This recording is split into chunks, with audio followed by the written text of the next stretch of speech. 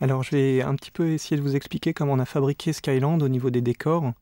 C'est un travail qui a duré un peu plus de 2 ans, donc c'était très long. On a mélangé beaucoup de 2 dimensions et de 3 dimensions. Et comme vous voyez ici, la caméra vraiment navigue dans le ciel, donc on est dans un espace tridimensionnel et en même temps il y a des choses peintes comme cette petite île qui s'appelle Puerto Angel, qui est peinte vraiment traditionnellement. Tout a été fait numériquement, mais c'est fait sur des plaques et on les a placées dans un espace tridimensionnel. Donc ici, on voit arriver le grand vaisseau de Cortés qui est complètement en 3D aussi, mais le décor qui est autour est peint en 2 dimensions. À gauche, il y a la taverne. Donc la taverne, on va rentrer après à l'intérieur, et c'est un exemple justement d'un décor fait complètement en 3 dimensions, où la caméra va pouvoir vraiment évoluer à l'intérieur. Comme on peut le voir ici, tout bouge beaucoup, il y a les personnages, les caméras.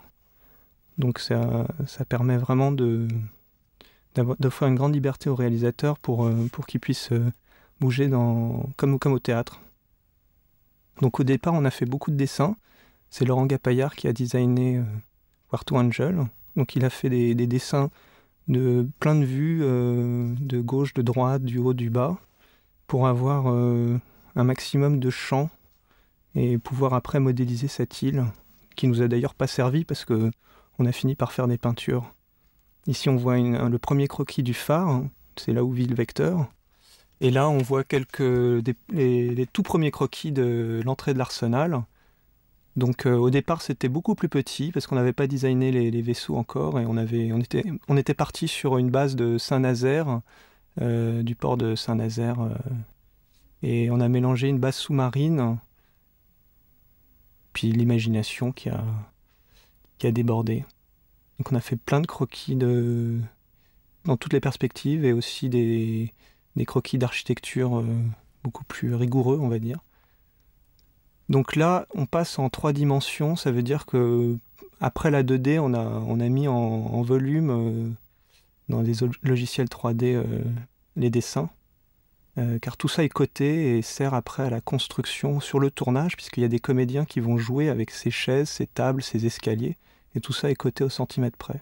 Ensuite, on applique des textures sur les murs, on met en fait des matériaux sans lumière sur tous ces murs pour que tout ça vive. Alors voilà un petit test en fait en 3D d'une caméra qui évolue dans un espace tridimensionnel. Ce petit film a servi en fait pour tester un trompe-l'œil qui se trouve derrière la verrière.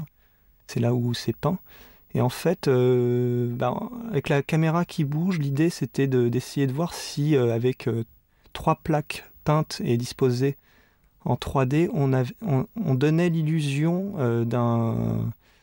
comment je pourrais dire, d'un énorme arsenal avec des véhicules à l'intérieur. Là, les véhicules sont pas encore posés, mais là, c'est juste, on va dire, le décor qui est derrière. Et parce que ça, évidemment, ça pèse très très lourd pour les machines de tout construire en 3D. Donc on a fait des choix, c'est-à-dire qu'on a construit uniquement la taverne en 3D et le reste... Alors ici, c'est un croquis que j'ai fait en peinture pour donner vraiment l'idée finale. Ici, c'est le rendu de l'ordinateur avec plusieurs vues pour voir ce que ça donne. Et voilà donc un film qui montre le décor complètement texturé avec les écrans. Derrière, il n'y a pas le trompe-l'œil, derrière la verrière. Mais voilà, là maintenant je peux savoir si tout est bien fini au niveau de la 3D.